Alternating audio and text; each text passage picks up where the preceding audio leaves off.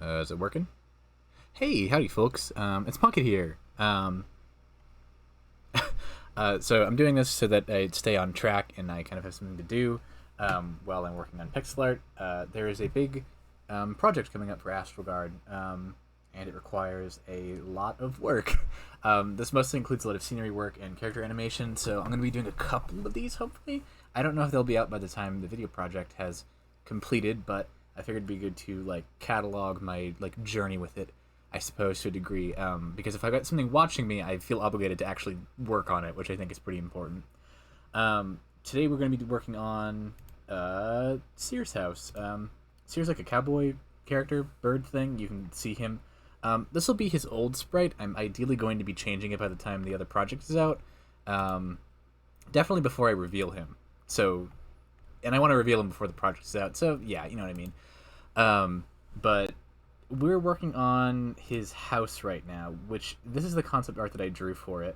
I'm gonna check on OBS that I'm. Yep. This is the concept art that I drew for it, and I want to kind of try to replicate that. And I know I won't be able to exactly because the perspective here is different, and also this is drawn, in a sketchy style. It's not really what Astralguard is. But I do want to try my best to kind of represent that in-game with the RPG Maker 2003, I guess, proportions and style. As you can see here, I've actually done a little bit of an outline for it. I'm going to stop doing this like a crazy person. And you can kind of see that this is on a hill. A little bit about the area is that it's kind of built on the wreckage of a construction site that was never finished. And the people here have kind of, I guess, taken it over for themselves and kind of made a little community out of it. It's hopefully going to be really fun to explore. It's one of my favorite locations to kind of work on and think about. It was really inspired by Sector 5, I think, from the FF7 remake, because I did a bunch of the concept art to it while listening to it was called Hollow in the YouTube video, but I'm thinking now that that's not the actual song. It's the Sector 5 Slum song. I wanted to kind of... It gave me a lot of inspiration for what I needed to do with this place visually, which happened to be, before this, just a bunch of, red, rusty buildings in, the middle of a big desert, and that is just not super visually interesting to make or to walk around in, I think, so I'm glad I got the inspiration to go change this up. So, one thing I'll be doing here is you can see that I've got a little placeholder Sear sprite. He's probably one of the taller characters in the game. He's about 2 blocks high. And you'll see that he's not really looking proportionally correct here. So I'm going to see what I can do to kind of bring the house down to what I would like it to be. I think the width here is good, but I'm not really sure about the height, so we'll have to see. So I will be 1 second while I adjust that. Alright, here we go. Yeah, so I'm going to be doing a little bit of pausing in between stuff because I do a lot of nothing for several minutes on end. So if there's a sudden cut in what I'm talking about, that's probably why. So I've gone and adjusted it a little bit. I've made it more I guess proportionally correct for him. So the really interesting thing about doing I guess RPG map design is that a lot of the time you don't have a whole lot of space to convey quite a bit of info, so you kind of have to make unrealistic proportions when you can. The house is probably going to be bigger than what I'm showing here. Obviously there can be more than 6 spaces for Sear to walk around in. However, in order to get the entire area I want, I kind of have to, I guess, kind of cheat a little bit. A lot of RPGs do this. Basically everyone out there does some form of cheating in the form of making a house bigger on the inside, essentially. And so what I'm going to be doing here is I want to lay out what will be here in the area. And in the concept art, I've got these windmills, which I think are super cute. I've got a whole bunch of grass that's kind of displaying over the side here. I've got these pipes and a crane kind of thing. I really don't know. I've got a box full of bottles there. It's really hard to tell that. And the house is made of some sort of material I haven't really decided yet, but I like the color here, and I like the pattern going on outside here. And Sear is meant to be some sort of person who watches over the town and kind of the area in general. So what I'm thinking of doing is like thematically, I guess I wanted to have him kind of be like evoking the idea of, like, you know, when a bird's like on a tree and like overlooks the area, like that's kind of him in a literal sense, and the fact that his like little house is up here. And I think it's a cool like visual. I think it'll be fun. Um, and so you can kind of see the surrounding deserty area in the background here and like the hot sun. And a couple things I want to highlight are just like it being windy up here, and you know, kind of how put together this house is, like kind of raggedy. Let me get in my chair. And I guess one thing that I've been considering is, I guess, like, I don't want it to be like clean, I guess. And by that I mean like a lot of designs are kind of like sterile. And with this one I kind of want to make it feel more like some, like a dude lives here. Like it's messy and there's stuff he doesn't like clean up or something like that. So I don't know, we'll see. Um, but the ultimate goal here is just to like make a house that feels like it's a house, like it's a place that people live in and, you know, walk around. And it might just be one dude, but it's one dude who's got a lot going on. So with my pixel art style for Astroguard, I do lineless art, usually with 3 or 4 colors for shading to accentuate stuff. So what I've currently got going on here, I'm making a bunch of hand movements, and I'm realizing now there's no webcam, so it makes no sense for me to be doing these, but whatever. um, I'm trying to like set out an outline of the area for myself. It's kind of hard to do like a lineless outline of something that makes no sense, so we're just gonna like cross our fingers and like pray to God that this will turn out the way I want it to. And so with the way we're doing Sear's house here, I think it would be good if we So the issue is that I was actually working on a tile set earlier for this area. I actually had an old one, but I'm redoing it. I need to do more adjustment work on this, I think. I probably will like shift some colors around and change stuff. And this is meant to be a pipe down here that I'm working on. And I've got more like shrubbery and bush stuff over here. And it'll be helpful when I'm adding stuff onto like the map itself, but for now I think it would be best to just like pixel the area as a whole rather than trying to build the tiles needed to assemble the concept art, which I think is an issue that I run into a lot as an RPG Maker developer. And if I ever end up like switching engines for the game, I think it'll be a lot easier for me personally to do this kind of stuff. But we'll see, because I've been working with RPG Maker for basically my entire time being a game dev. I've done a little bit of stuff in Game Maker, but honestly it's not that good. It was all Hello Engine's Mario stuff. Let's see here. I think what we want to do next is start like filling in this so I can get a good idea of what I want out of the pixel art version of this. So as we can see on the house, there is a window which we can actually, well, now that we're working outside the constraints of, I suppose, like tiled stuff, like a tile set, we can make these as big as we want. And I'm really unsure of what this like stitched together spot is supposed to be, but I think it's cute, so I kind of want to keep it. Let's see here. I think this needs to be more uniform though. Luckily, when we do this in pixel art, I will probably just like mirror shit, because that makes everything way easier. And I'm probably going to move this up actually so that I can get a better grasp on where the door will be.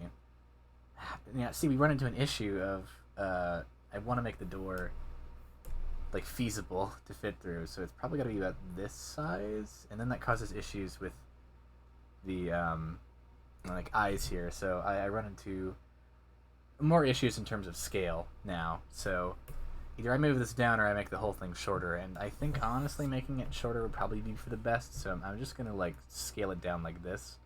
And when I do that, suddenly we're looking at a lot more efficient in terms of like space. I might have to cut a lot of this specific area out. Like I can probably move it in closer if I end up doing this. So what we're going to be doing is, this is like a screen door, I guess, so we'll put that there. And I think moving this down is probably a good idea. I mean, let's see, let's move Sear around and see if that's like a spot he could like look out through. Where is he? There he is. So if he went in here, that feels super high up. Maybe that's the point. I don't know. We'll see. I'm gonna place him on the above layer though. it's strange. I can probably make it work. I feel like the visual of the house is more important than like the semantics, or not the semantics, the schematics of the place. Like realistically, I mean, this is meant to be kind of a cobbled together thing anyway, so not too worried. Over here, I had the idea. There's some sort of like list here. I'm not really sure what it is just yet. I'm sure I'll have a reason for it by the time this video is out. But I'm gonna just put that in there. So, as you can see, we're just kind of building an outline of this place as a whole. And I'm going to add some props in here now, such as, let's go with the box. And I know with the way I sprite stuff, probably like that would be the best option. And here will be the bottles. Yeah. Alright, it's coming together. Now we're actually getting places. So we'll go with that, and I think Sear should have like a garden of some sort. I'm sure. I think that would be really cute. So we're gonna go in, change this to a 1, and we're going to go to the triangle tool, and we're gonna bring this down here. Oh, excuse me. I'm gonna bring this here, and after this, I can just kind of bother with the line tool. Oh, I mean the freehand. Oops. That's the one. Perfect. And there will be like flowers here. I'm sure I can draw more in there, but for now the only thing that matters is that that's there. I'm thinking a more efficient use of the space here probably be if I move it over here. And then I can probably put some other miscellaneous stuff here, like, I don't know, like a barrel or something. Like, I'm not really sure what it would contain, but, you know, I'm sure it'll have something here. By the time the game is out in the area, is something you can check on. Either this will be changed, or it'll have a reason for existing.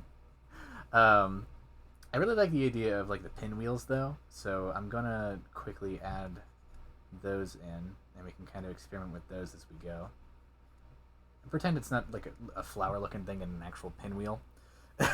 On top of the house here, I actually decided that I wanted to have some sort of like carpet draped over. This is supposed to resemble a bird head, but I'm not too worried about it coming across as one like immediately. I'm pretty sure people will see like the beak and get the idea.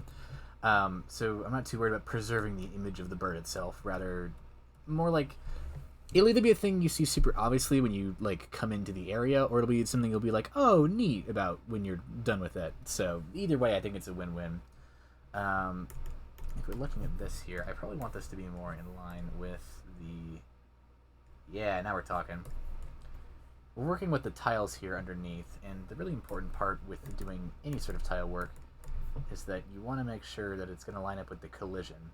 And I say this because collision's kind of a bitch in RPG Maker. And if you have tiles that kind of seep over, or they're like too like away from the collision, if that makes any sense, like, you know, if this area here is this far away but you can't walk into it, it feels kind of weird. So you try to fill this stuff out as best as you can, essentially. So I think as far as this specific area goes, we've kind of captured a lot of the important elements. I think we'll probably have some sort of path that leads up here. I don't think that's too vital in like doing the pixel art here though, but I'm going to put it in anyway. And I think probably I could do something along the lines of like stepping stones. Yeah, kind of like that. I'm sure this will work. As long as the vague idea of that there is a path that leads up to the house is here, we're kind of golden when it comes to pixel art.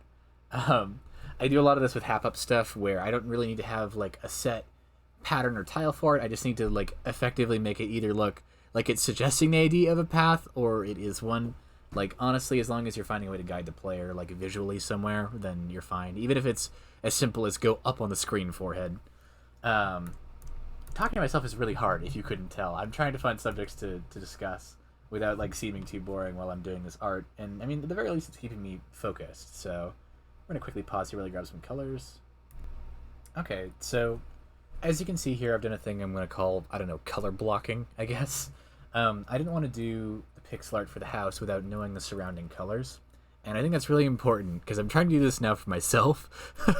um, because when I'm doing stuff that's exclusively lineless, like I don't have any defining like black or very dark lines to kind of define where a shape begins and ends, it becomes a lot more important that I have really good color coordination or at least know what I'm working with before I start doing pixel art. Otherwise, it's a lot of going in and testing colors and going out and testing colors over and over and over. And sometimes that can be a bit exhausting, and so I'm trying to save myself the trouble here. I haven't decided on what color I want to make the house yet, but as you can see here, I've gone in and colored the surrounding area to be kind of more like what I want it to be. I've color picked a lot of the colors from the surrounding tiles that I wanted to work with, especially from the house here. You can kind of see where those colors translate to where they would be on here. And currently what I'm doing is I'm just setting up kind of like the mesas that are around the area. I think that's what they're called. I actually have no clue, honestly. If you're from Arizona, you can just beat the shit out of me. I really don't mind. And we'll probably be going with maybe like a lighter color up here for the backgrounds, because I imagine it doesn't stretch out super far here. Although maybe you won't be able to even see the ground here from the perspective you're at. Yeah, it doesn't really matter. I really like this kind of greenish blue. There's a name for that, and I'm totally forgetting the color. But like sky color I've picked here.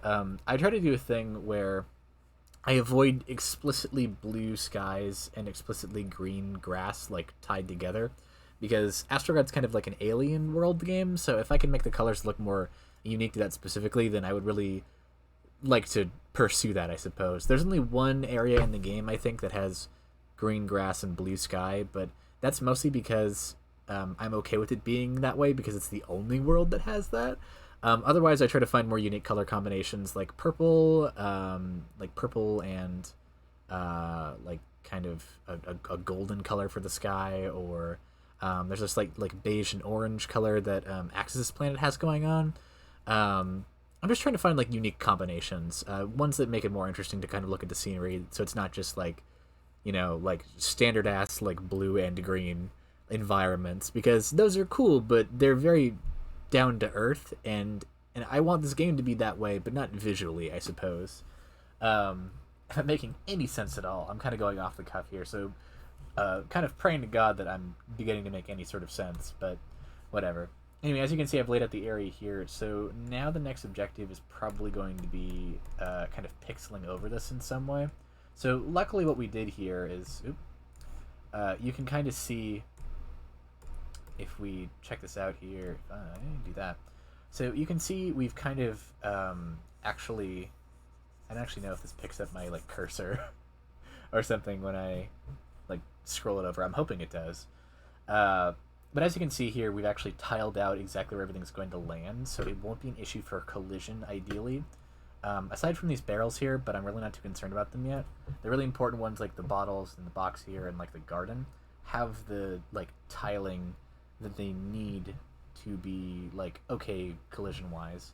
I'm looking at this now and realizing the player might want to go up to here, and so what I'm probably going to do is move the garden over a little bit and kind of adjust the proportions of it. I could probably stand to make it like a little bit smaller here, but that's kind of the issue when it comes to working with stuff that's so kind of rigid in its like Pokemon ass roots of just like only being able to like walk on tile per tile instead of having pixel movement, which I really wish these programs had. Pixel movement would kind of erase any notion that you shouldn't use RPG Maker, because then it would feel like, I don't know, not like a weird engine to use where you just kind of have to move in predetermined paths. Whatever.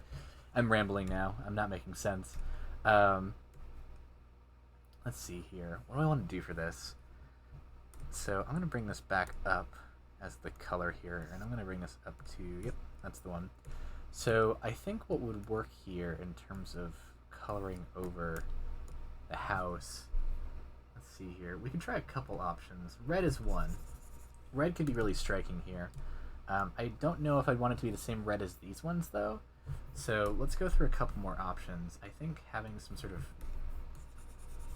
like kind of muddy color would work really well. I feel something like that might be able to fit for the character we're going for. I'm not really sure what material the house is made out of yet. I'm sure we'll find out by the time I'm done with this, that's for sure. Um, ooh, excuse me. I just drank a bunch of like juice, so my body's reacting accordingly. I'm gonna put that one on the breaker there. We could also go for kind of a more boring gray color, and that could work. I'm not sure if it's as interesting as I would like it to be, though. If you can hear my dogs, it's because they're crazy and insane and like to bark at stuff that isn't there. Let's see here. We could try a blue, just like Sear. That could be interesting. I don't know if it fits the vibe I'm trying to go for here, though, so I'm not going to bother with that. I think some sort of pale green could also work to a capacity. I don't know if it could fill out the entire bird head, though, so I think what we're best sticking with is one of these two colors. I'm going to pick this one more because it like just pops, and I think that's probably our best option here. So now what the method is going to be is I am going to have to bring this up again. There we go. And I'm going to very carefully begin to pixel around this spot specifically because I just got to make sure that I get this all put together here. And oh, there's somebody backing up outside. Hold up. I gotta pause the video here. Okay. So, turns out it was just a guy delivering some stuff. So, let's see here. So, what I'm thinking of doing is, since doing the foundations of this kind of stuff is pretty hard to do in Fire Alpaca, which is the art program that I use for a lot of this. It can be helpful when you're drawing like non-uniform stuff, like ground tiles or just like shrubbery and stuff like that. But if I want to get like a shape going here, and I would prefer to have like a pretty good shape that I can easily mirror here, the best option's probably doing this in paint.net at the start. So what I'm going to do is I'm going to locate the layer this is on here. Where is it at? That's the one. I'm going to grab this, and I'm going to head over to paint.net. Oh, I can actually transition the scene here. Kapow, look at that. So what I'm going to be doing is I'm going to expand canvas. We're going to plop this bad boy into paint.net along with a probably cut of, yeah, that's probably a good idea, with a tiled background underneath it just so we kind of know what we're doing here. And let's see here.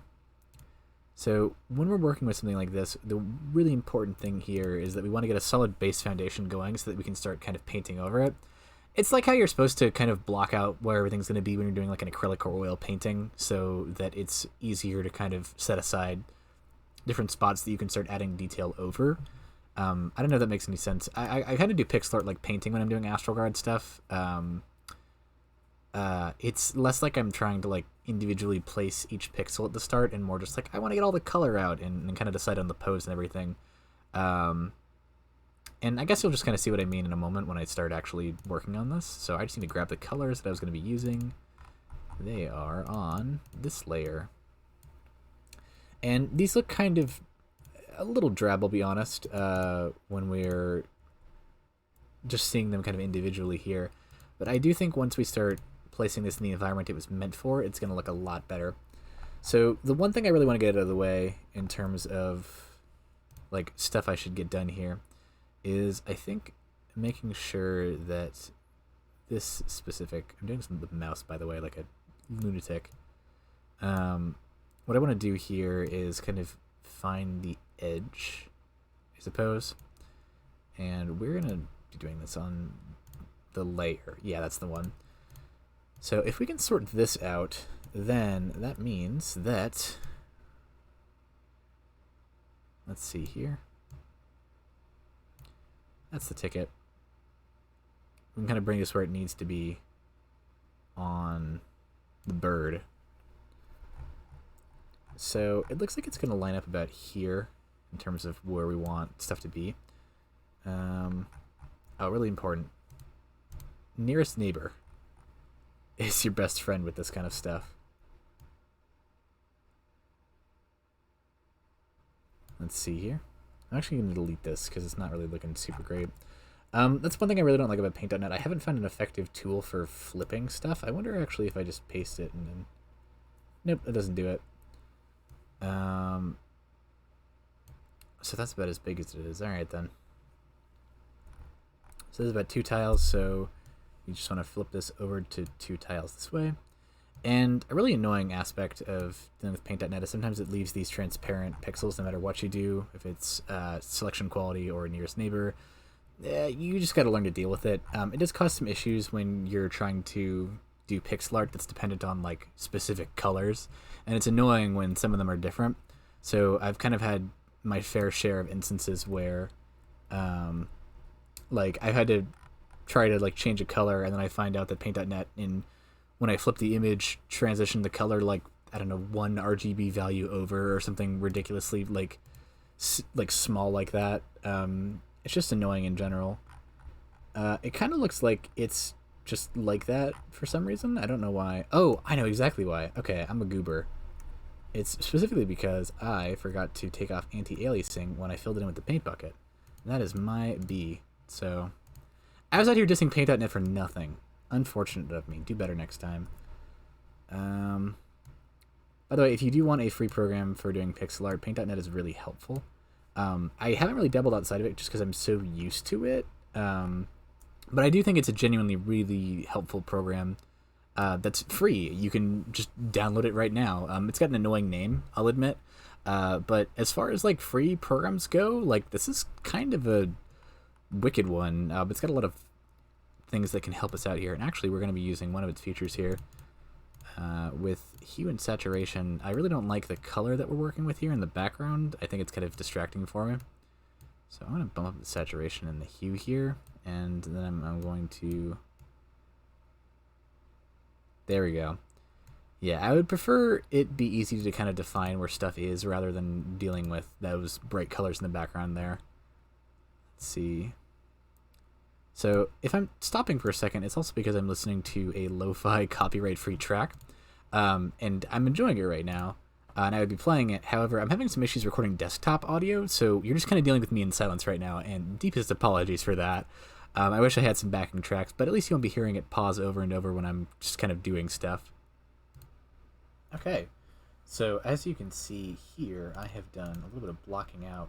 I've got the original foundation for... oh, that's kind of weird up there. I've got the original foundation for like the building here done, so that when we move down to having like... This is like the full silhouette, and this is like the actual building itself. I want to make sure I've got both of these so I don't like kind of lose track of it while I'm doing the art here, because I think it's important to have this for, I suppose, like shading purposes and, you know, just kind of foundational like knowledge purposes. And underneath all these you can see like, you know, this is what the building looks like. I've kind of given the outline that I want to. I will clean it up as I go along, but I think so far I'm enjoying the way this looks. So what we're going to do is we're going to just combine these together real quick. And we are going to grab this bad boy's layer and plop him down right where he needs to be. And we're going to separate these layers. Oh, wait, hold on. I'm going to combine these real quick. There we go. And we're going to separate those, and we're going to head back to our good old pal, Fire Alpaca. Yeah, here we are. Alright, so we're back here. We can kind of get rid of that, actually. And now what we can do is, and that's the coloring there, so we're going to just paste this bad boy right here. And I suppose now what we can do is kind of just line this up with where it needs to be. It appears to be right there. Yep, that's the one. Alright, so this is our ticket to actually like making the house a thing. And so we're gonna keep Sear here for like reference of where things need to go, and we're gonna make this slightly, there we go. So we're gonna bring this out and kind of determine where I'm recording, right? I am recording, okay. Oh, excuse me, goodness gracious. So we're gonna determine where the door here is gonna be with the new like laid out version of this. As you can see here, it's gotten a lot wider. It's a little more kind of oh god, what's the word? It's completely blanking from my head. Whatever. Maybe I'll get it in post, maybe I won't. Who cares? As you can see, I've kind of widened it out. It's a lot less sketchy. There's a lot more stuff going on here in terms of like the sides, I suppose. and we're going to darken this real quick, and we're just gonna like knock out a spot for where the door is gonna be by going in and just kind of erasing the building on the very outside edges of this. That's the ticket. And we're just going to erase that. There we go. Perfect. So now we've got a pretty good idea of, I guess, Sear's height in comparison to the door here. I would say that's about right. He'll probably be less tall in like the final sprite, but we've kind of got yet to see on that one until we actually do it. So, you know, we'll get there when we get there. Let me double check to make sure my mic hasn't just completely bombed. Yep, there it is. I almost unplugged it by accident, so I'm not really sure how OBS deals with that kind of stuff. But now we've kind of solidified what the door shape is going to be here, and I feel like making it bigger, so we're going to go in and just remove like a thin layer of just the door areas surrounding it, I suppose. Just kind of by going in and erasing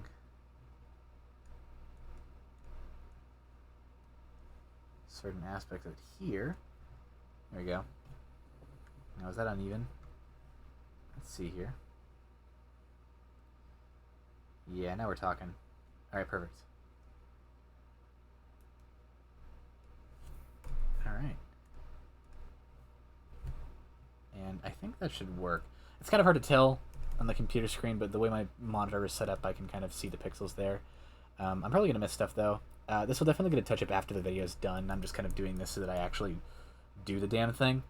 And we wanted to see kind of where the window is, so about right there is where the window is going to be. And since the player never has to interact with this, I don't care too much about keeping it in a specific tile space. So we're just going to kind of figure out where it would look best, and we're going to just carve out the spot here for that.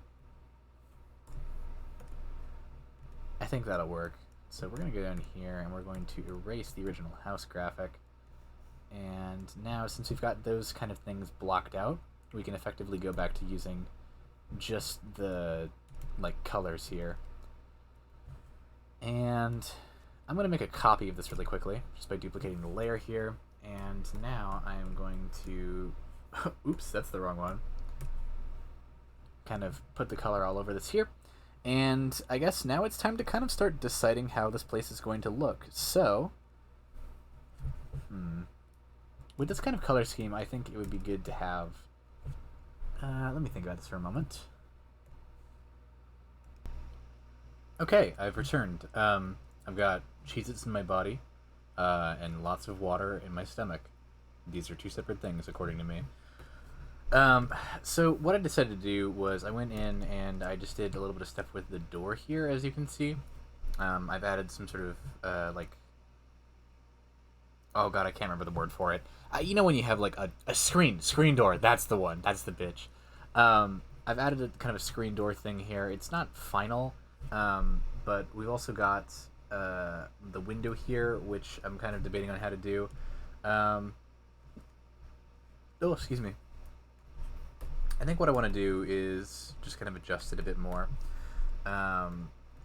just by throwing on an extra like layer of like colored pixels here. Yeah, all pixels are colored. I'm being a buffoon, but like an extra layer of pixels on the top, because as you can see, it kind of makes it look more like you're looking down because there's one less like row of pixels here. It helps the perspective essentially. I also went ahead and changed the color of it to this like red color here. I don't know if this will change after we're done with this video. Whatever. But the reason I did this was because I wanted to kind of, I guess like, the brown wasn't really working for me when I was putting it in here, and neither was like any of the other colors that I picked, and they looked cool initially, but I wanted to make the place more detailed, and they just kind of weren't fitting for that exact perspective. So what instead I'm going to do is use this color here, and kind of shift it around a bit and change things as I go. And if it doesn't work out, we'll just change to another color. But currently I'm really enjoying this one. I think a benefit of this is that we can kind of like I think instead of doing that, what I want to do is I want to take this and we're gonna just kind of blend this out into different colors, like so. I think that's a pretty good selection of colors for this thing, and I think we can start by kind of implying the top of this building here with this line, and then we're gonna go in. Oop. You know what? Actually, we're gonna magic lasso this thing, and we're gonna cut it. We're gonna paste it, and then we are going to hit play on my lo-fi album because it stopped doing that. There we go. And let's see here. We're gonna close that real quick, and then we're gonna hop down here to this one. Change that up. Yep, there we go. All right, so now we're on the proper page here. And what I think we want to be doing here is just kind of erasing large portions of it, so that there's only kind of like these like faded pixels left here. I think this is good because it kind of implies the shape of the house without actually like saying it directly, if that makes any sense. Like, you can kind of tell there is a like shape to the house here that isn't being said directly because the pixels aren't being connected. Like, there's no like hard line here. You're seeing more like kind of a suggestion of the angle of the house if I do this. And like sometimes it doesn't turn out good. It might not turn out good here. I'm super okay with that. Like, if it doesn't, I've got plenty of time to fix it. This game's not coming out for a fucking while, buddy. Not with all the work I gotta put into making it, you know, good. But this is a good shape, I think. We'll see. I'm currently kind of happy with how it's looking here. But now we probably need to work on doing the rest of, like... I think the biggest thing is I don't want to tackle anything else unless I've explicitly gotten the house done to a degree. And so we're going to be moving on to the next couple bits here. What I think would be good is if we address the like stitched together part of the house here. So as you can see, this is kind of stitched onto the house. I'm not quite sure what this is. I just drew it because it felt right. And I think what I was trying to do here was kind of imply that there's some sort of like cloth thing coming over the house, and I think that's cool. I'm not really sure how that would work though, or translate to pixel art, so I'm having a little bit of a struggle kind of working with that. It might be a cool angle to take though. Like, if it doesn't work out, then we can always just change it more. So let's just kind of work on getting that stitched together part here done and over with by doing that. So I think that's cool. It does kind of give more like attention to the fact that there is like a beak there. I think that's cool.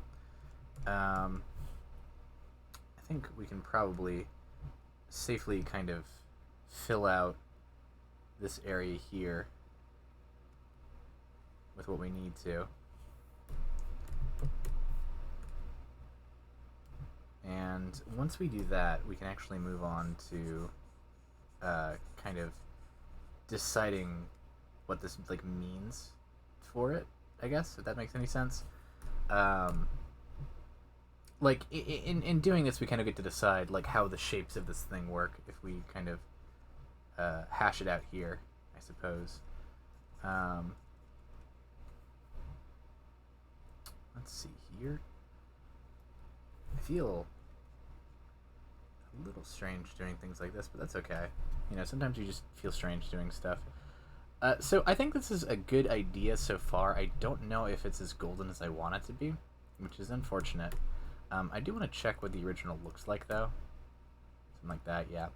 So the foundations here, yeah, they work. I think they're doing good so far.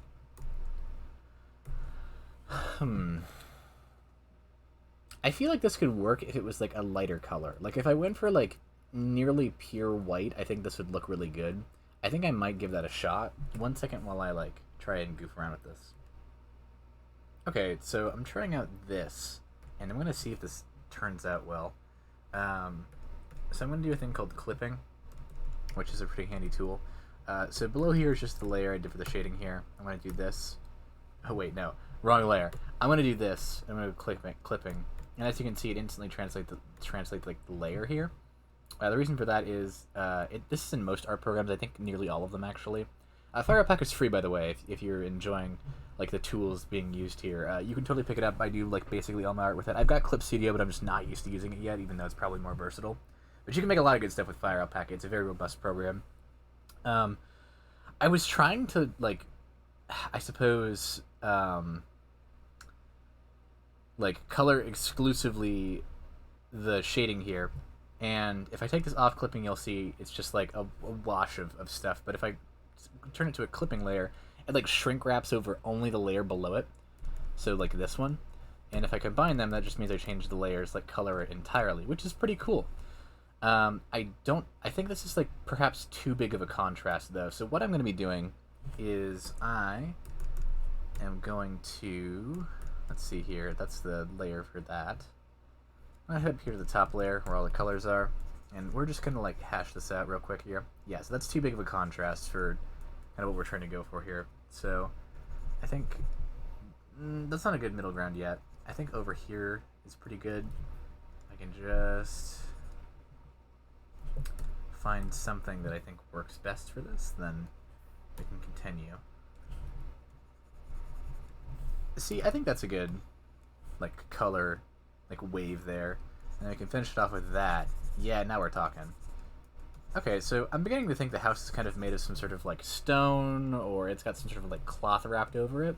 I think it would be cool to imply that it's got some sort of like thing wrapped over it. I could probably find some like lore reason for that. I think it'd be cute. Let's make sure I'm not paused. Nope, I'm still recording. Rad. So now with this information, what I'm going to go do is change up that layer again by heading down here. And that's the one. Okay. Yep. So we're going to do a clipping layer and change this to what we want. Cool. So now that looks really faint. That's okay because we're going to be accentuating this way more when we decide to convert everything. Basically what I do is I get the like lightest and darkest colors kind of out of the way first, and then I begin to kind of pad it out with the other colors, like smooth it out essentially. And I think that can work pretty well here. I'm just going to have to find a couple ways to fix it.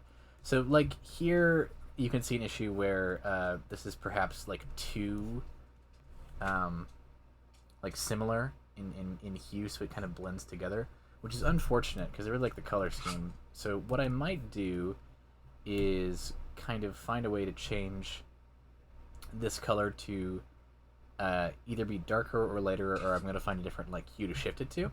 That is kind of away from these like warmer colors, but I think I should keep the warmer colors, so that's kind of what I'm going to try to attempt for.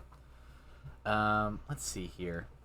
As you can see, it is hell being a pixel artist, and especially an inexperienced one, but it can be very rewarding. I would highly encourage people to get into it if they want to, because it's pretty easy. You can do it with anything from like MS Paint to like a $5,000 like art program. Like there really is no prerequisite for it. 1 second. I'm just gonna. So like I was saying, this becomes kind of a bit of an issue when you're working with like lineless art like I am, where you can really like the colors of something, but there's no immediate separation, like a black line to kind of clearly define like what is and isn't like part of each other. So we want to avoid things blending together in this way. So ideally we can avoid this by just using the darkest color here and kind of shading along it, kind of like this, which I think is a good way to provide more like shape, essentially.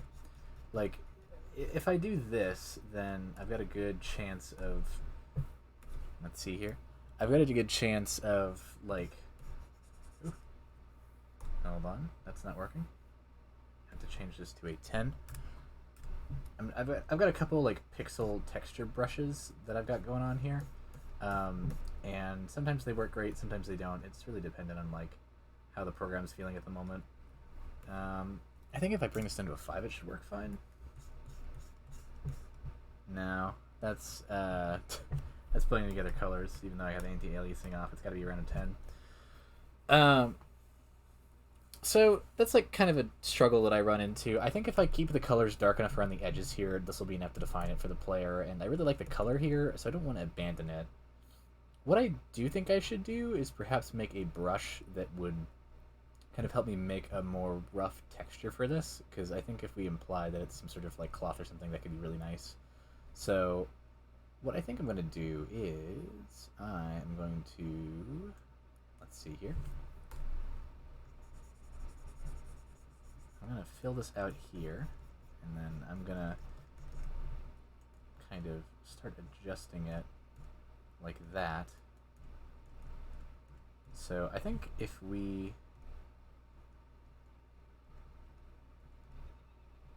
kind of work with what I've given myself here. Okay, yeah. So now that I'm doing this, it's kind of looking more like it's being stitched on. And hey, baby, that's the power of like just adding another color into something. Something that can look kind of messy and is, if you just look up close here, can kind of be transformed into something a lot more nice looking with when you do your own anti-aliasing. With pixel art, anti-aliasing has to be very like on purpose. Otherwise, it's gonna look very strange. Like, I'm sure you could probably do some really cool styles with that if you just had anti-aliasing on while you did pixel art, but it's kind of a weird thing to consider. I mean, I don't know. I might. Maybe for a weekend project, I'll see what I can do with the art, but for now, I think this is a good application of what we got here. So I'm going to bring this down. So now we've affected the shading layer here. And what we can do is we've got this additional layer here that's like a nice happy medium between like this like color here and this color here. So we're going to be using this like pretty heavily for the next minute or two. And we're going to just kind of, yeah. So what I'm thinking of doing here is I might want to experiment with there being different colors on this like bird head here. And what I might do is I'm just going to do all this in one solid color, and we'll bring this into paint.net and kind of experiment with different colors by just like using a color replace tool, essentially. Like something that shouldn't be too taxing or hard to do. So we can just kind of experiment with any color we want with ease without having to go in and do... Dinner time. Oh. Okay. I'm in the middle of recording, but okay, thank you. Sorry. Hey, that was my grandma. Oh god, I lost my train of thought. It's the part of the station. Oh, yeah, so we can basically kind of just get the shape out, and then we can easily experiment with what colors we want to use afterwards. So I'm going to actually make this a different layer. I would say kind of speak to the importance of having multiple tools in your like repertoire, or however you fucking say that word, when you're doing pixel art, because no one program can do it all, and if it can, please tell me what that program is. And when I say that, I mean like I swap between like Fire Alpaca's like kind of brushes and tools and clipping in order to kind of make up where Paint.net falls short. But Paint.net is also a really helpful program because it can do stuff like do easy color replacement. It's a lot nicer for like moving stuff around and arranging like tile sheets and a whole other like slew of stuff.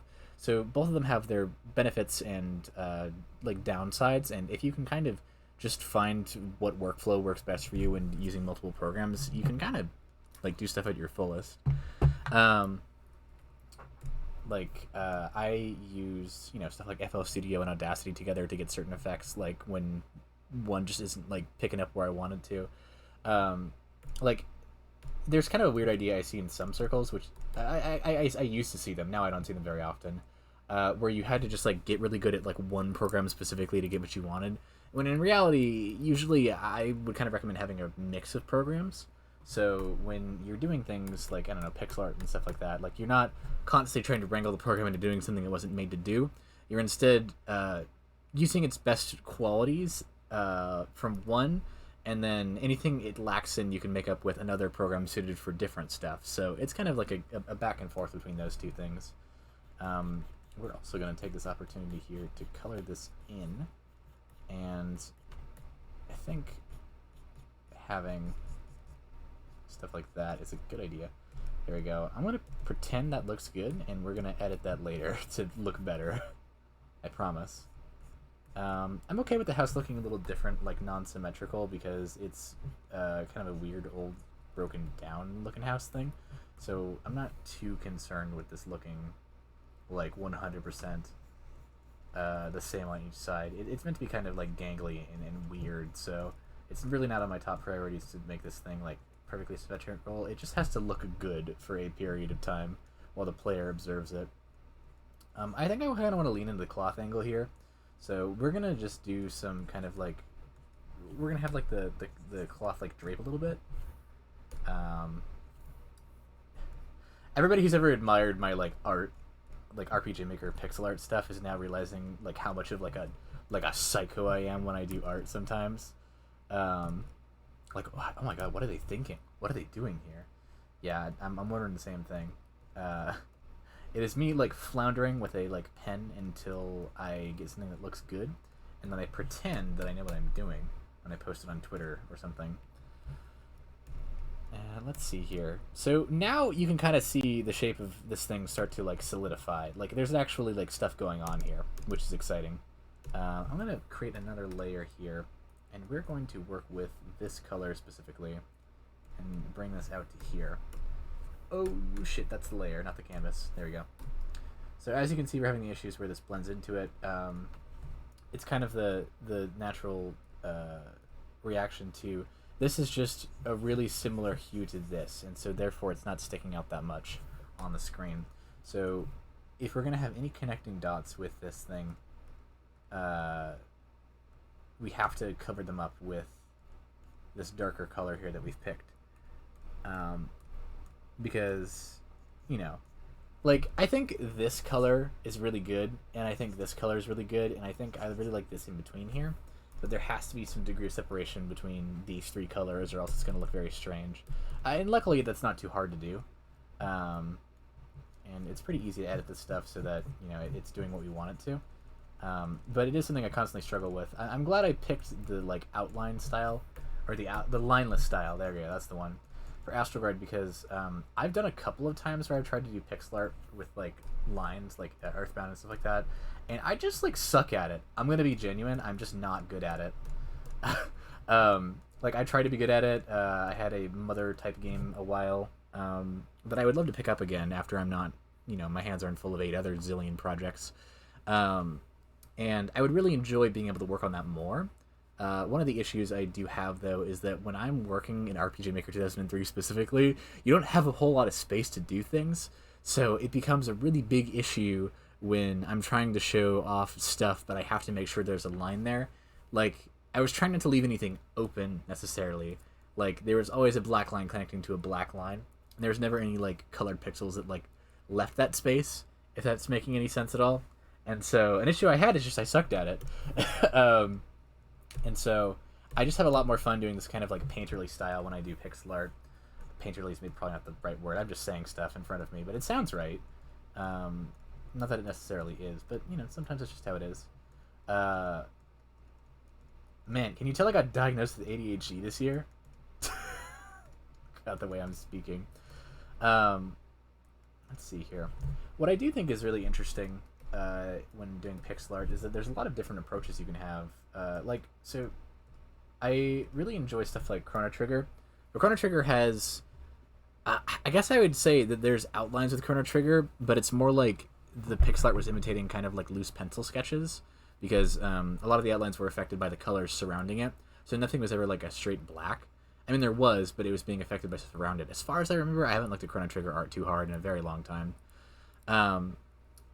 But then there's stuff like Earthbound, where everything has a definitive like cartoony outline to it, or Yoshi's Island, where they're trying to imitate like crayon drawings with like limited amounts of pixels, so they had to, I guess, like thicken out the pixels they were using and kind of just do that with the environment, so that when you were seeing Yoshi, who uses 1x1 pixel outlines, it still kind of is interpreted as more like crayon-y, I guess. And they do it with the colors and the shading too. It's really impressive. There's so many different like ways you can look at pixel art, and I think some of the coolest is like what real world technique were they trying to kind of imitate with their stuff here. And for Astroguard, I don't really know. It just feels good to paint stuff. I feel like I'm painting more than I am like drawing when I do pixel art in a specific style. Like in other times when I'm like doing like more cartoony outline stuff, I do genuinely feel like I'm drawing, but when I'm working on Astrogard specifically, it feels more like I'm, I guess like painting on like a digital canvas more than anything. I guess that's because a lot of the time I actually am for this project. I'm gonna do a quick save here, by the way. I think it's really important that I do that. Always make sure to save your projects, by the way. For anybody who remembers, I lost all of HapUp's files like 3 years ago now. Oh god, 3 years ago. No, it was 2 years ago. It was 2 years ago. And that bummed me the fuck out. And I've resolved to never, ever, ever let that happen again. So I have been backing up stuff all the time. I just backed up like literally all of my files onto like a hard drive. And I'm gonna be uploading like backups of that to, I don't know, like Mega or something. So that if I ever lose all my files, I will be able to pick stuff back up again without too much of a hassle.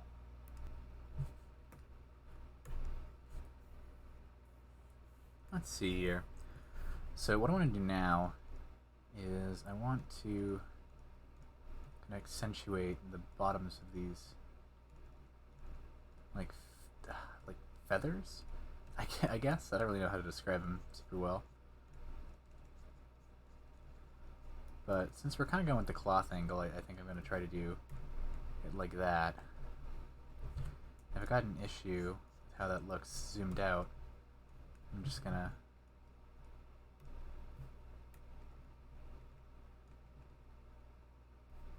The important thing with pixel art is that you have to zoom out to like see if it looks good. Like, if it don't, it just don't. Like, because most players are going to be seeing it zoomed out. Like, no matter what you do.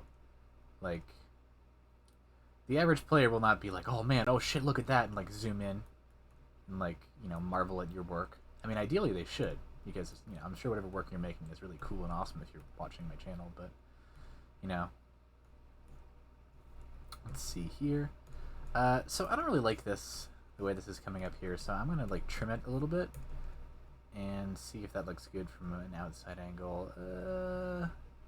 I mean, you know, it's serviceable. I think the important part here is that it looks like what it's supposed to.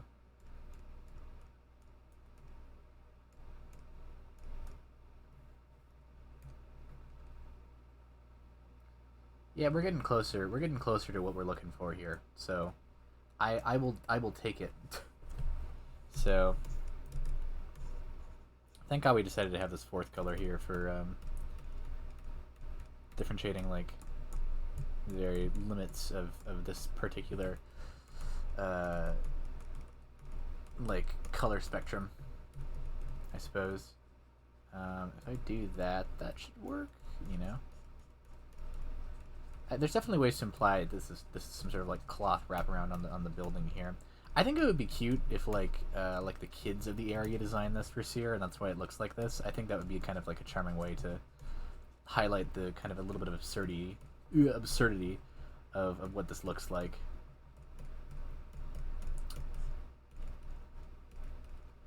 I think I'll probably, you know, I like the way this looks. I think I'm probably gonna see if I can copy and paste the other side here real quick. I can just kind of get a grip of that. Copy. Okay, those are back to being separate. Yep, those are back to being separate. Perfect. Yep. I'm going to paste, and then we're going to transform, flip, move it around. Oh shit. I was using the wrong one. I'm just going to delete it. And nothing of value is lost. I suppose we're looking for this specifically.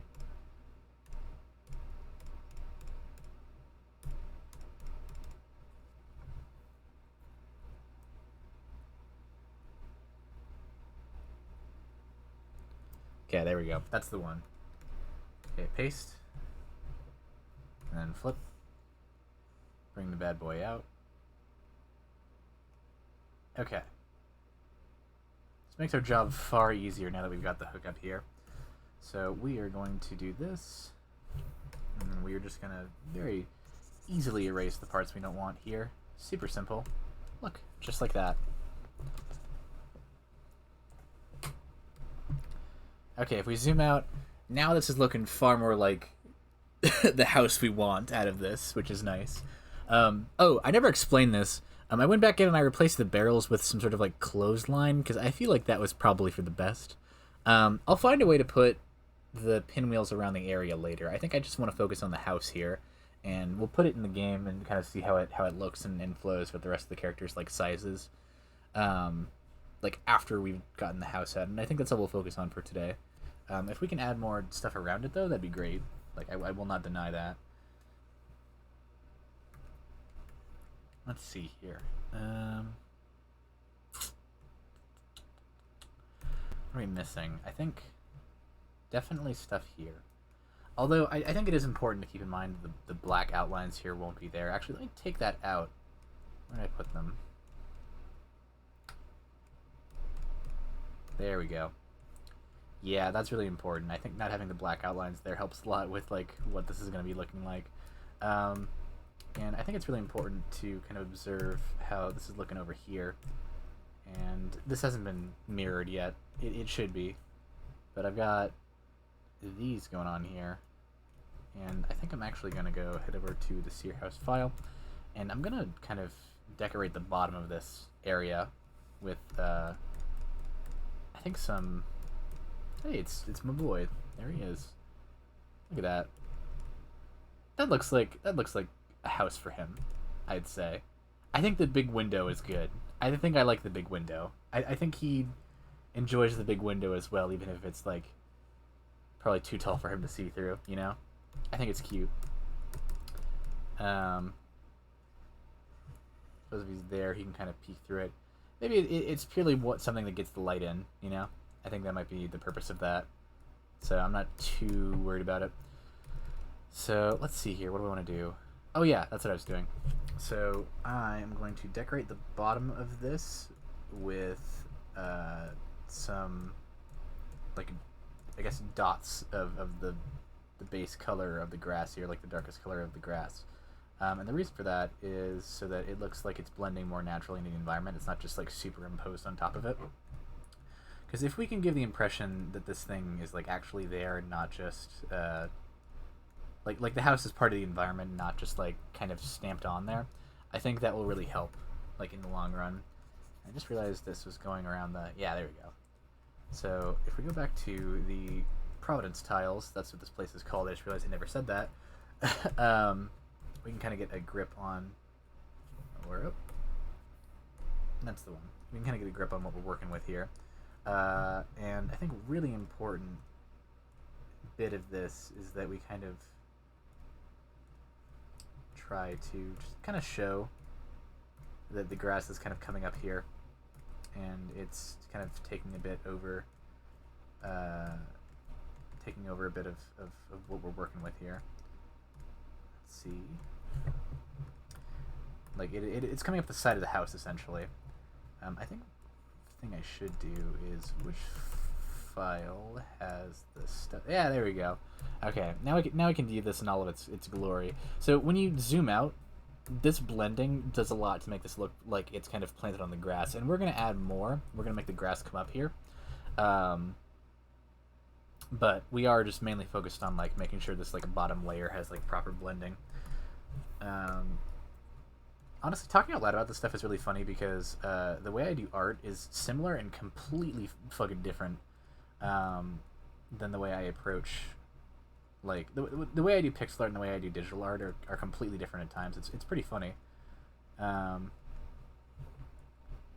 Should I keep that there? I think that muddies the palette. I think I'm going to remove that. If we're going to be having anything there, it should be the bottom grass layer tile. That's the one. We're going to use this bad boy. It's kind of a blending color. It's not very apparent, but I do think it's important to have it there. Mostly because it's just like a nice... It's one of those colors where it feels like if it's not there, like it doesn't contribute too much when you're adding it, but if it's not there, it looks weird. Like, there's probably a bunch of pixel artist masters out there who are like, what the fuck are they doing? And yeah, I mean, I don't know. I'll be honest. I really am not very aware of what I'm doing at all times. That wasn't already apparent from how many times I've said it this evening. But with pixel art, I mean, like I'm self-taught. Not like they teach classes on it, but you know what I mean. Like, I just kind of figured out what to do by noodling around in, like, MS Paint for a long time and just kind of seeing what clicked. I'm not too worried about this looking weird here, because there will be, like, darker tiles surrounding it around this area. Ideally, you know, we're going to try to make that happen. But as you can see here, if we zoom out, this looks way more natural with that. Like, it looks like it's part of the environment.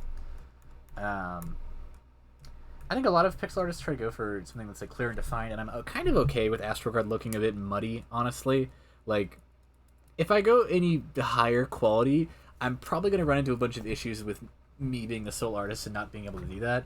I don't know. I think it's charming looking, so I'll take what I can get, honestly.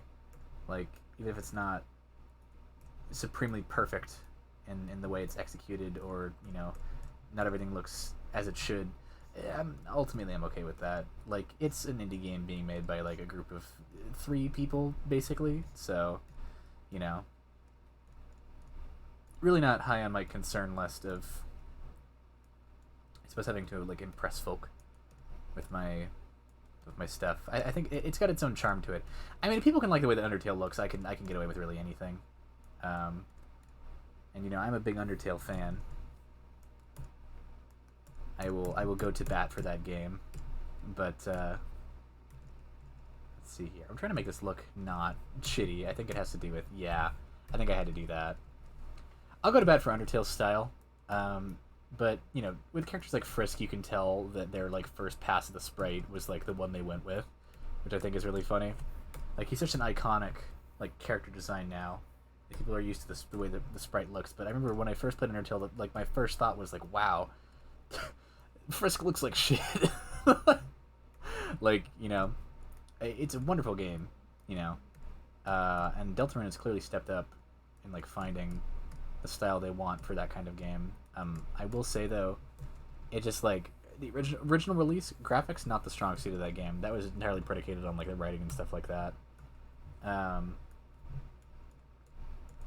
I think that's a really interesting thing.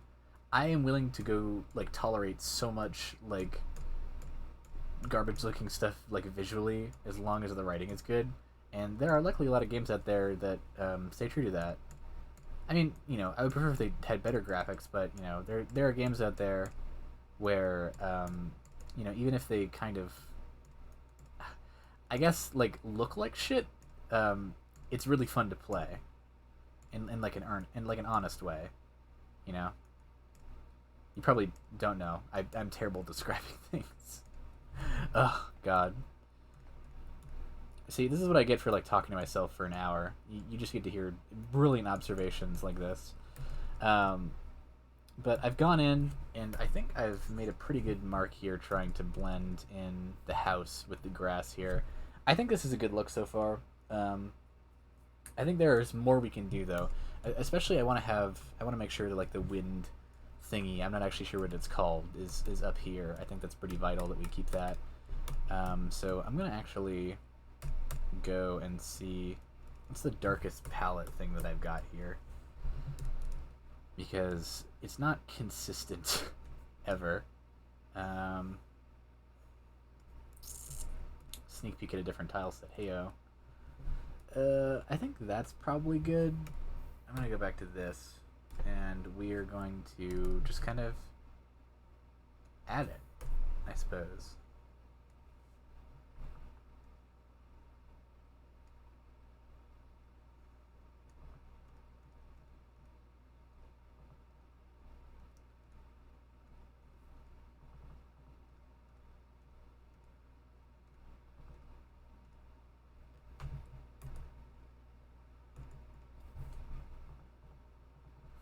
Okay, let me look at the concept art here. I want to see what I'm working with.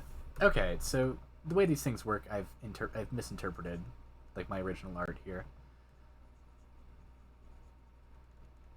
So ideally, when this is in game, I'm going to find a way to animate it so that this thing, like, turns.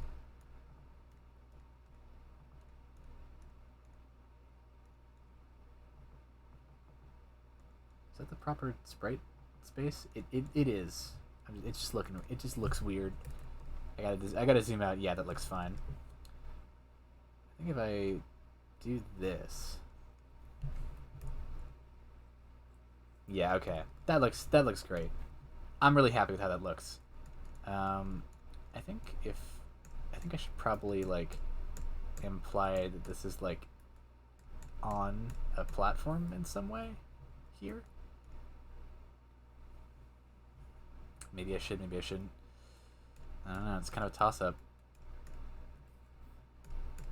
Let's see here. There's a lot of implication when you're doing pixel art. Like, it's kind of hard to, like... It's hard with this kind of stuff because you're working at such a small scale. It's really hard to be like, oh yeah, this is the exact information you're seeing. Like, ultimately players are going to have to kind of fill in the blanks with pixel art, but I think that's kind of the fun of it. Like, seeing people interpret pixel art is really enjoyable to me. Like, even if they interpret it wrong. Like, cause like I've done that plenty of times. Like interpreting pixel art wrong. That's just like a thing I have issue with. So I'm gonna try something really quickly. So I've got a clipping layer going on here, so I can only fill in this. I realize that I've got this issue where like it just leads off. There's no. I do want to imply that the top of the house is kind of like rounded, so the fact that this kind of leads off with like no color, like blending into the sky, kind of an issue for me. When the clouds become a thing, that might like the player has the opportunity to like bring the panorama up and like with the clouds, and I don't want the house blending into it like that. So I do want to provide like a subtle outline for this, ideally. That'll kind of like curve up here, and it only has to kind of be there. Like, I'm not too concerned with it just kind of existing, but I do want it to be there. And, you know, now that I'm doing this, I realize I should probably do the lightest color possible here, because I don't want to... Whoa, oops, I erased it. I was like, wow, that's too light. Take it off clipping for a second there. Yeah, okay. Yeah, you know, I can vibe with that. That's a good one. I guess this will kind of get a little bit of an outline if I do that, but that's alright.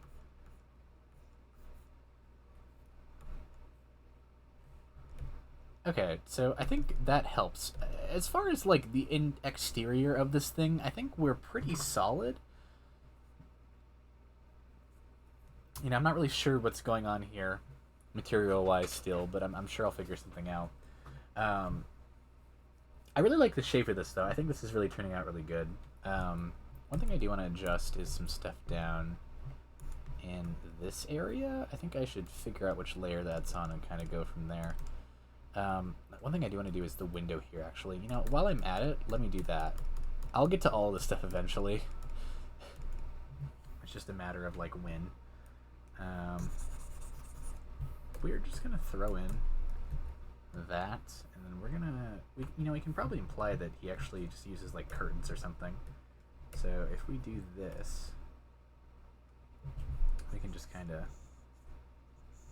show my boy...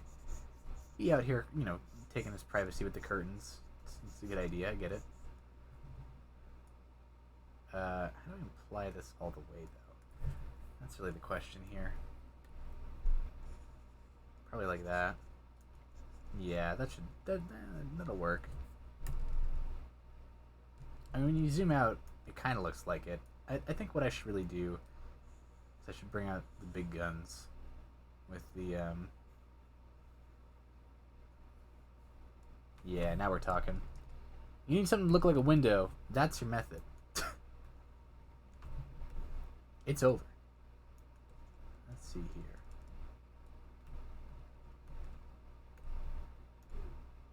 Yeah, we can probably imply stuff with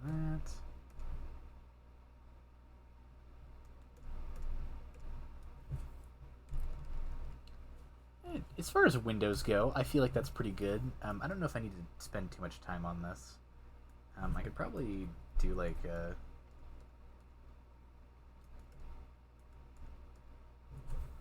I can do that. That makes it look like a window for sure. But do it? You know what? I am none too concerned. Let's see here. What are we working with? Oh, this, yeah. forgot. We're going to change some stuff with this. I need to adjust this a little bit. Let me go down here. My hands point at such a weird, awkward angles when I'm doing pixel art. It's really funny. So, yeah, I gotta kind of adjust the way this stuff is functioning here, just to make it look better in general. I wanna vary up the patterns here a bit more. I want to make some like protrusions with the art.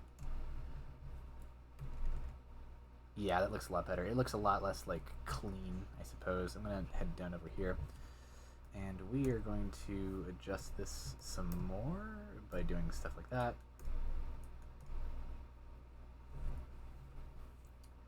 And you know, we can probably do more here with that too.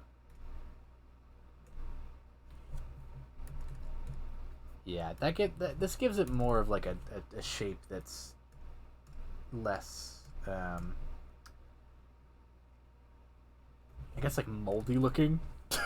Like, I don't really know how to describe it. The words aren't coming out in my mouth in the right order anymore. We should probably finish this up over here, just for like, you know, goodness sake.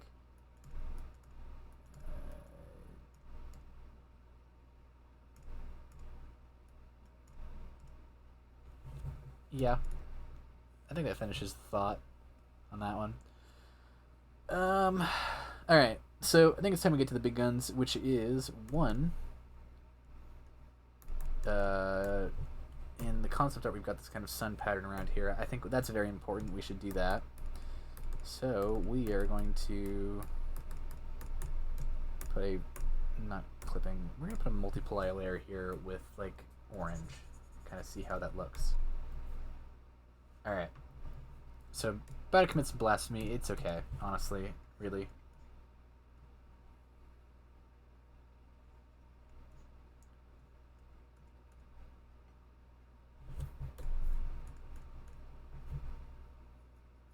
And then we can, once this is done, we can just copy it over, you know.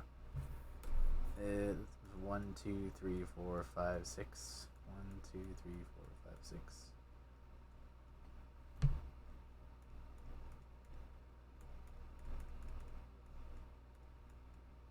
Man, I really wish I got the chill hop working, but oh well.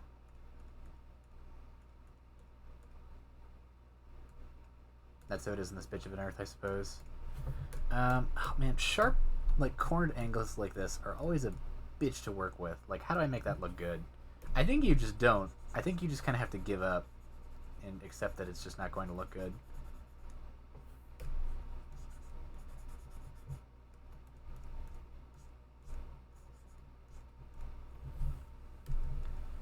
Alright, well, the side's looking good, and, you know, that's a really important part, but I really do need to, like, put more here than, you know, what I've got.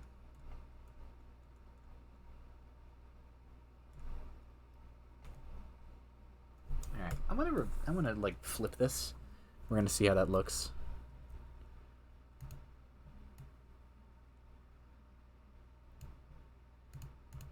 Okay, you know, that's cute. That's, like, resembling what the concept art was.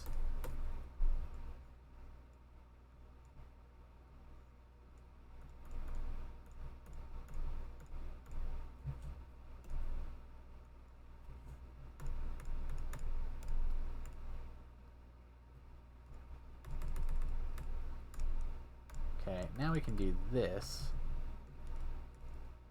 Hey, look at that. Hey, look at that. That is a perfectly good little thing around the house. Gotta remove that to look better.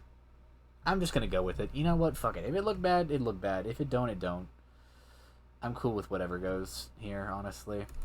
So this was the one with the like spinny thing up here.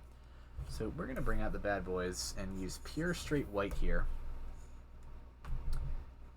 And we're gonna just vaguely match stuff here, and we're just gonna flip this.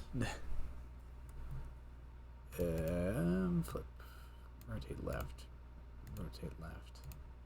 I don't know why there's no flip vertically thing. That's so stupid. I love Fire Alpaca. I do not know the purpose of that.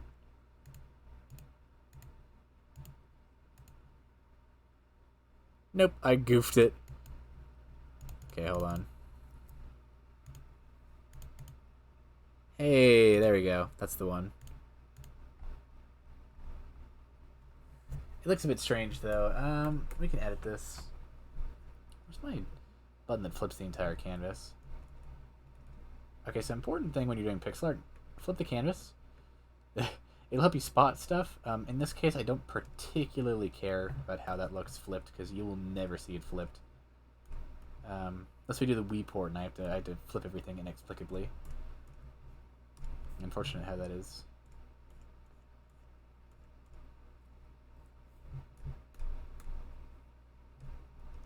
Something looking like literally like perfect is good, but I think something looking like it's good from the angle you'll be viewing at is the most important.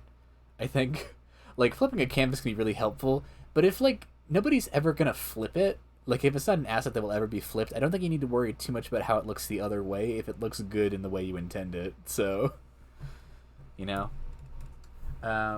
Anyway, so unrelated, but we're gonna keep the way this looks. I'm gonna keep that, I think.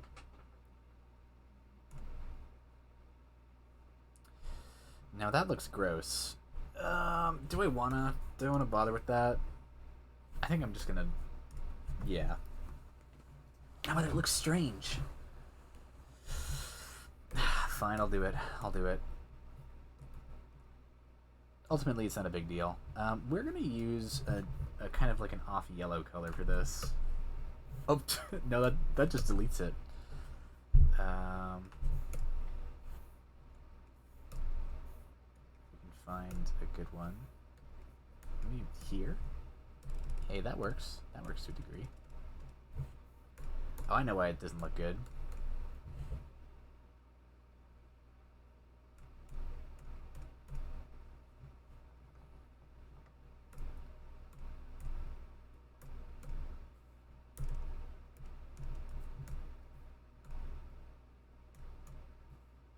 Okay, that looks, I think, the best it's gonna look.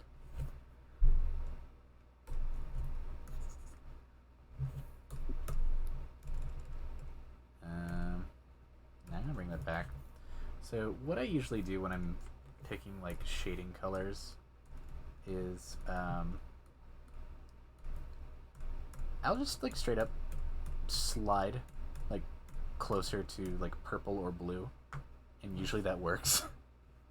Like I never slide anything towards more green. Like that's the one thing I will always avoid. If something's green, if I'm gonna make a shade of it, like if I'm going to make a darker color of it, I'm moving away from green. I'm never moving towards it. Like if something's gonna be green, I would have had to pick green. Like you'll never see me shade yellow with green. I think that looks nasty. I simply will not have it.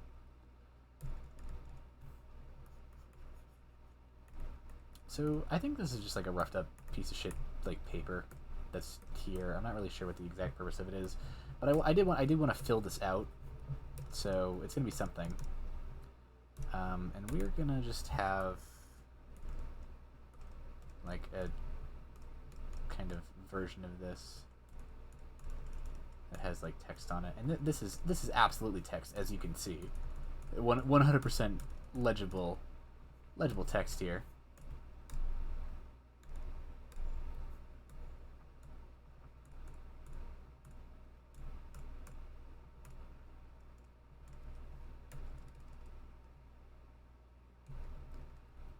Maybe I don't want to bring that down there. Maybe I don't want to bring that down there at all, actually. Perhaps if I leave it like that.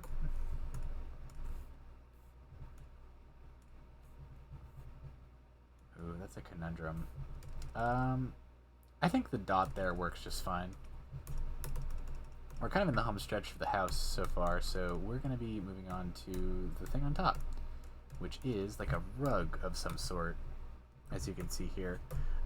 I've been really looking into like trying to imitate sort of like mountain communities and stuff like that, like aesthetics, I suppose, because it feels right for this kind of world. Just like all over, like kind of like different patterns and stuff like that. Like, I don't know, they feel right for this. I don't really know how to describe it. I'm not gonna name anything specific just yet, because if I do, I'll probably look like an idiot. I've just been like Googling photos and going, oh, that looks very pretty. I'm gonna look into this later and probably get a better idea of what all this means.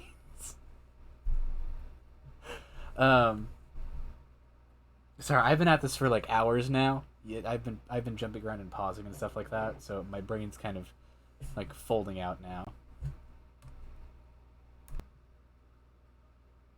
Okay, I'm back.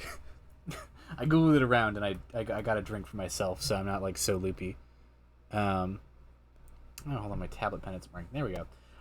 So it's like stuff like Peru, like South American kind of like aesthetics, I suppose. I think they're very pretty. I've got a lot of admiration for them. Even if my brain was so loopy, I couldn't remember the the goddamn name of stuff. I forgot Delaware was like a state. I think everybody does though, unless you live in Delaware. I really hope Delaware is a state, so that I didn't just like say the name of a thing that isn't, and I look stupid. As you can see, the drink hasn't really hit yet. But we're looking at kind of patterned blankets, essentially, as kind of a common aesthetic choice for this entire world, I suppose. One thing I'm trying to look at here is how the hell am I going to get this to like look right when I bring this over, like this blanket here. I do think like a more reddish or perhaps a purplish one. We could probably go for kind of faded, like would look good. Like, I think really anything would probably look fine in terms of like color here.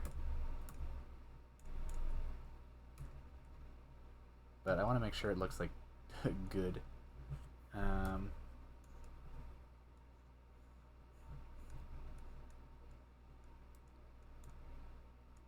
Yeah, I gotta do this. Since we're,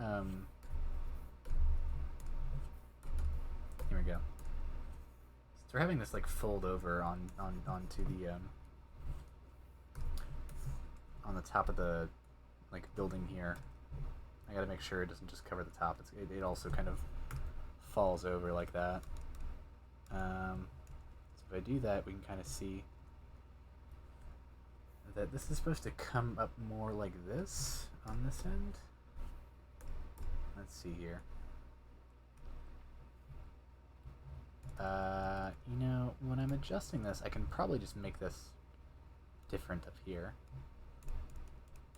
Yeah, that should be super easy. I go up here.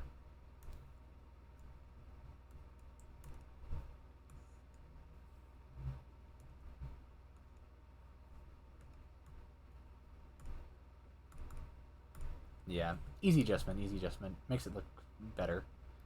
And then I can just go back up. So as you can see, once again, kind of hell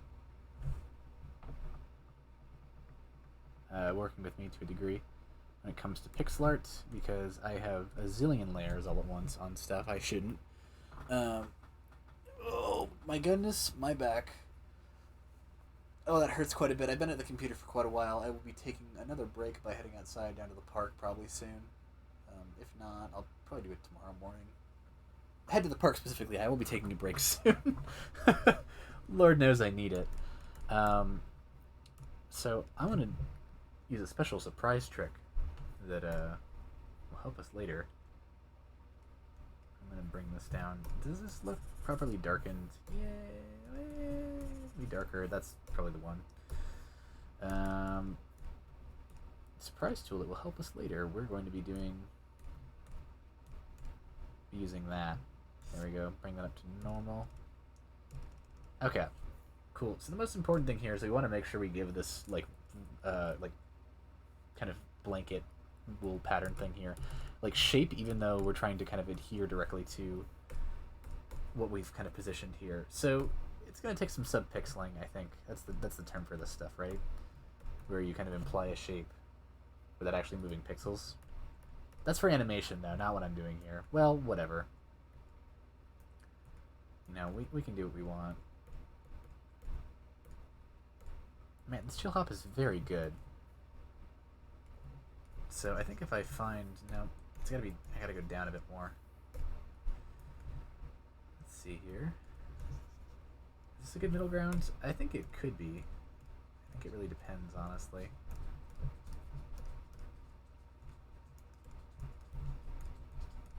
I'm gonna have to zoom out and see how this looks more than anything.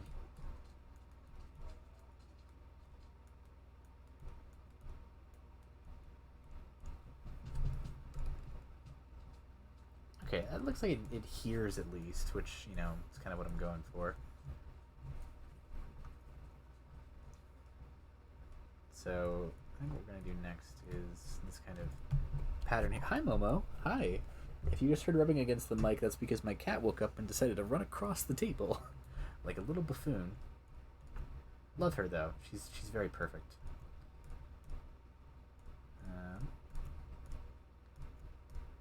Here we go.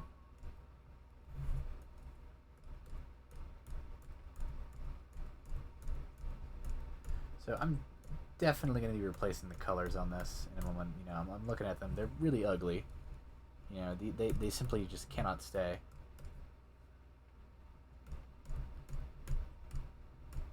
But that's a really easy fix when we get this in paint.net. For now, all we got to do is shift up how we're looking at this. Kind of as a whole here. What if I did this? I'm really curious. What would that look like if I did that? Kind of good, actually. Although it betrays the rest of the stuff here, so that's an issue.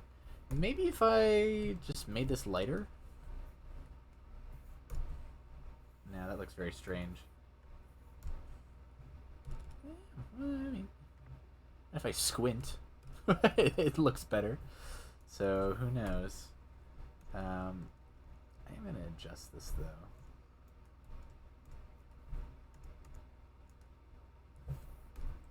Oh God, what are they doing? What are they doing this time? Oh Lord. Oh Christ. I know. It's awful, I agree. Why do I pixel like this? Ooh. Okay, so this looks good, but now I'm realizing we kind of run the risk of betraying the art style itself with how like thick this outline is. So I'm gonna take a second and sort this out. Okay, so I've gone and changed it, as you can see. It's not the prettiest solution, but I think it'll work for now. By the time it's important to show this thing off, I'll probably have shifted this over a bit. There's definitely a lot more I can do with it. Like, I can, you know, definitely make these a lot cleaner, I think. But ultimately, it's more of like a suggestion of a pattern more than it is a pattern. And I think we'll be fine with that, honestly. I think if I just kind of adjust a little bit with some additional colors, it'll come across just fine. At least what it needs to. I think the fact that I can even like... I can't imagine being like a pixel artist when you're, you know, working for Sega in like the 90s or something like that. Like, man, what a craft you had to learn, and like what a craft you had to like get good at when there was like basically no fucking precedent for that kind of stuff. Insane. Very glad that I live in an internet age where people can just like make pixel art, and there are like tons and tons of guides on how to do that. Like, that's very helpful. I'm very glad that's a thing. Although, you know, I guess the spread of information is just faster now. I'm sure there's plenty of easy ways to get into pixel art, but it obviously wasn't a common art because you can find a lot of instances of there just being like awful pixel art on some things. Like, there's a really gross Sonic the Hedgehog ripoff game about a guy who has like, he's like a yellow guy, and his whole thing is that he's got like headphones, or like he's like a headphone jack or something. I don't know how to describe it, but it makes me like physically ill looking at it. Like, it does not look good. So, all in all, not the greatest thing in the world, but I just realized I moved away from the mic, and you probably can't hear me. Let me move in closer. So I've got a couple additional things I want to kind of touch up here before we kind of put this in the game. I would love to do some stuff with suggesting kind of that he's got maybe Sear like stays up here a lot. Maybe that's like a thing he does. That could be cute. Like, he's just got a a routine where he enjoys being on top of the roof for whatever reason. I don't know. Just, throwing stuff out there.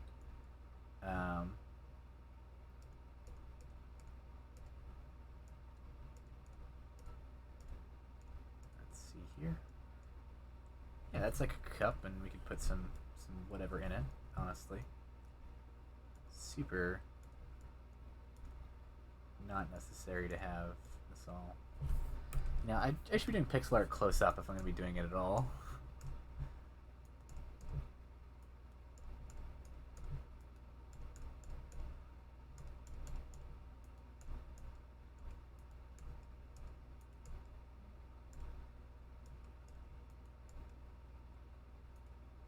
Yeah, that'll suffice, I think.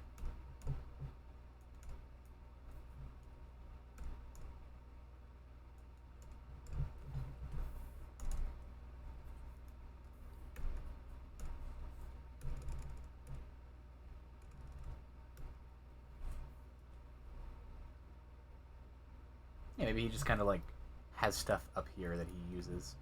I realize like I'm being silent, you guys can't hear the music because my desktop audio is weird, so when I go silent I'm like, oh man, good track here. Like I'm forgetting like, oh yeah, they can't hear it. Buffoon move.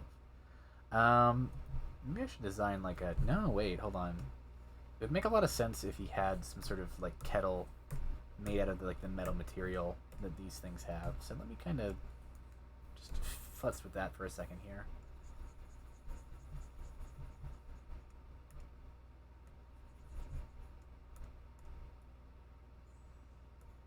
Maybe this is a thing that he has. I think that'd be cute. I'm sure I can find a way to imply what this is.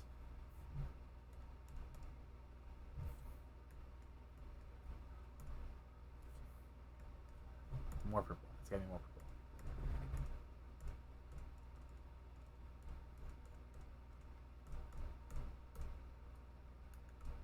There you go.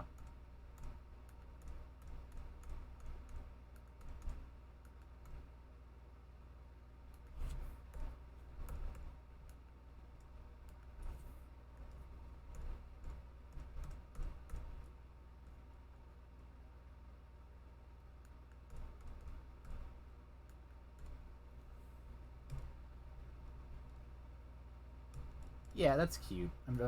I like this. This is a good idea.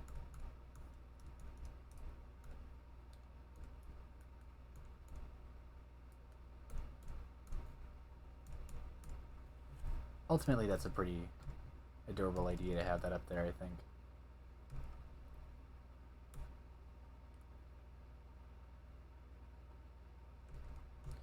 I'll probably move this up, though, honestly, now that I'm looking at it. Or I can move this down.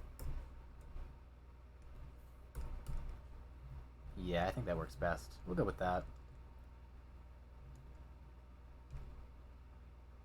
Maybe they should be on. No, I feel like that gives it too much visual clutter.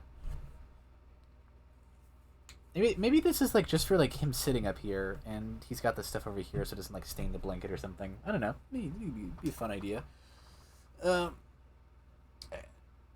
Doing a house and working on it for this long really makes you consider kind of like what the functions of it are, and I think that's really funny. And also probably good for me as a creator, honestly, having to consider all this stuff, because now it's kind of giving me more insight into the character at the very least.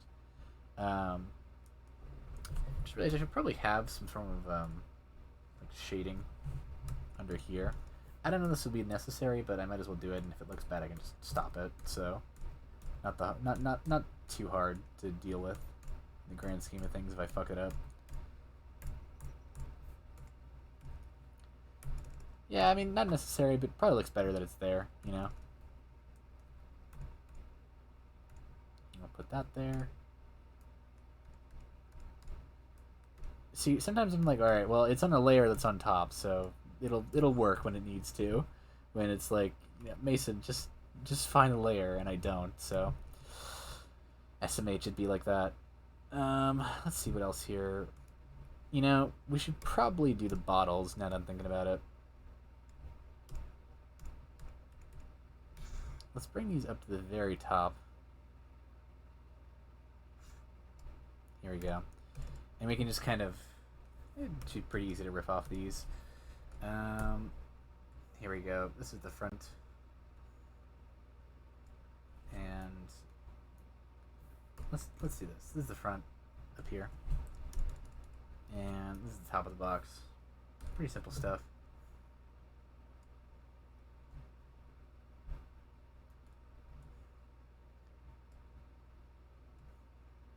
Here we go.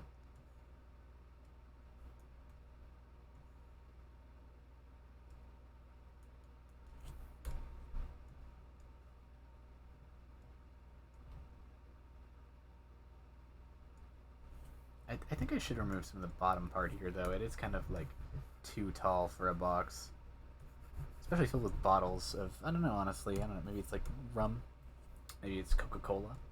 Who knows, really? In the grand scheme of things, do it really matter? It don't.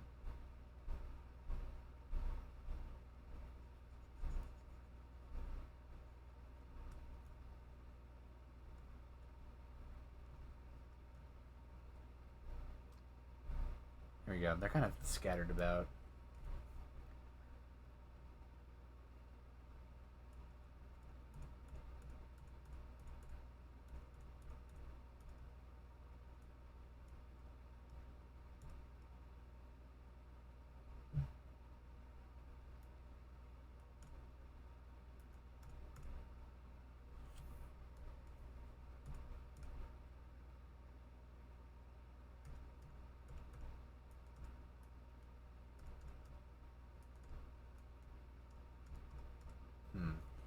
Okay.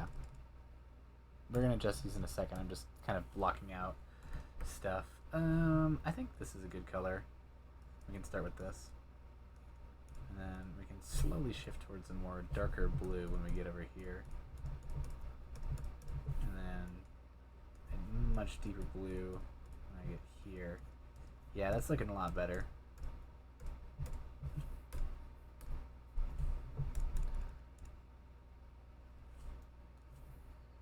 And I'm sure I can just kind of...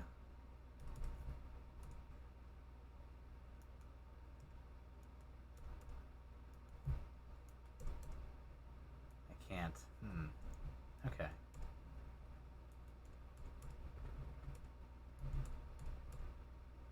Oh. Yeah, I can do it like that. Okay, cool. Lots of little tricks on figuring out how to make stuff look the best. It'd be like that, you know? Not that people are going to be looking at these boxes for very long, but, you know, if they are, I think they're obligated to have at least, you know, a good time looking at them. Oh, yeah, okay. So if I zoom out, that looks way better. Way better. In fact, way better. So way better that we're just gonna, like... We're just gonna copy some of these. I mean, they do the job. They do the job. They get it done.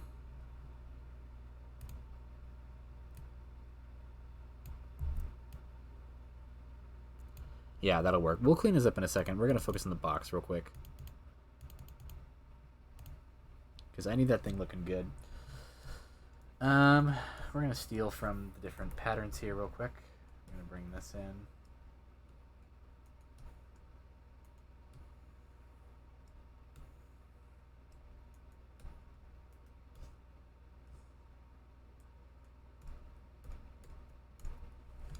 Yeah, that's like a sufficiently patterned box. That does its job. Let's throw some grass in front of it though, just to like kind of, you know, give it more of a it's there feeling.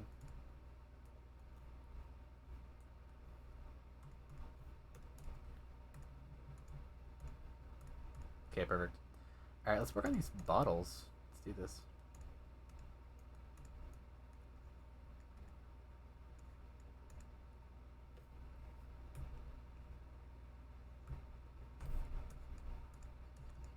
I think I gotta have a darker thing here to kind of imply the shape of the bottle. And, you know, another thing about it, I can probably just like throw a label in there too.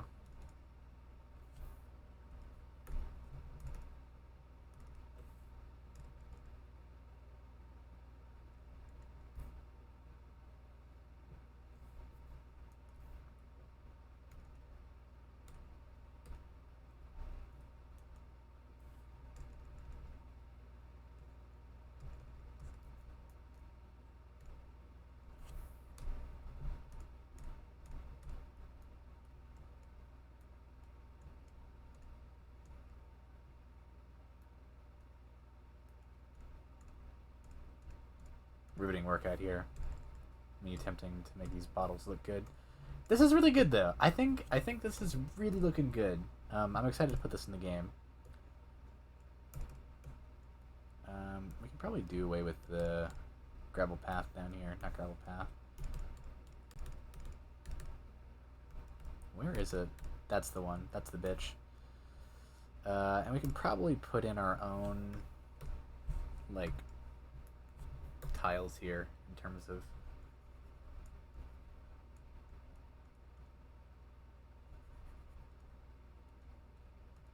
Yeah. That'll be real simple. We can just do this with tiles in RPG Maker, honestly. But we're going to put them there for a moment there. Just for kicks, I suppose. More than anything.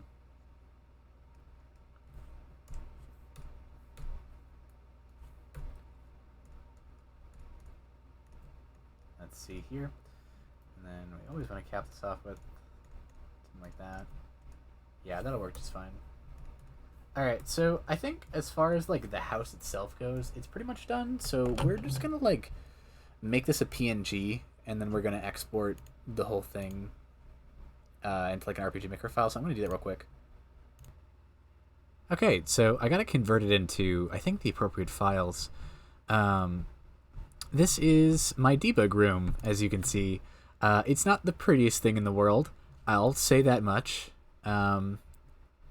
But this basically leads to a bunch of stuff that I need. Only I kind of know where everything's supposed to go. This little dude, your pet, Tortevi, Tortev. I don't know how you're gonna pronounce it yet. He's sleeping here. If I click on him, I end the whole thing. So I think we should bring some party members though. So we're gonna bring this guy and this bad boy because it's his house, and we're gonna head off to. Wow, look at that! Whoa! Oh, I never get tired of the feeling of like seeing something that you made like appear in like the game. Like it's so cool when I finally get to do it. It's gonna look so good when I like finish up the surrounding area too. Wait, is desktop audio playing? Let's go! I don't know why it's not working for my browser, but I'll take this. Yeah, as you can see in here, this is the entire map. Like, this is where Sear hangs out. You can kind of see it's visually similar. I feel like this works. I feel like him being able to kind of go in through this big-ass door works. I feel like proportions here are fine. I think this will be really, like, visually interesting area when I finish it up. But for now, I'm going to go eat a bunch of, like, honey bunches of oats and probably play Kingdom Hearts 2 because I'm exhausted. But look at that. It's a finished product. Like, look at that. Oh, I'm really happy with that. So, I don't know how many more of these I'll do. I'll probably do more of this kind of stuff in the future, but I'm just kind of genuinely really happy that it like happened at all. Like that I was able to kind of get all this stuff done because I was on camera. So I guess we'll see how that goes in the future. But for now, this is a nearly 2-hour video, so I'm gonna stop it. But thanks a bunch for joining me on this little project I did. So oh yeah, check it out. You can kind of swap between the actual like game existing and the like art file for it. Oh, that's cool. That's real neat. All right, well, thanks a bunch, folks. I really appreciate you probably watching. Maybe if it's in the background or something. But yeah, that's one way I do pixel art. As you can see, I'm kind of a hectic mess when it comes to doing any form of art, really. So it's a miracle that I get anything done. But it's really fun and rewarding when I do get to do it. So hopefully you'll be able to kind of see all this stuff in full. In the next like month or two, when all of this becomes more relevant. I can't really divulge what, but I'm sure you'll enjoy. And yeah, thanks a bunch, y'all. See you around.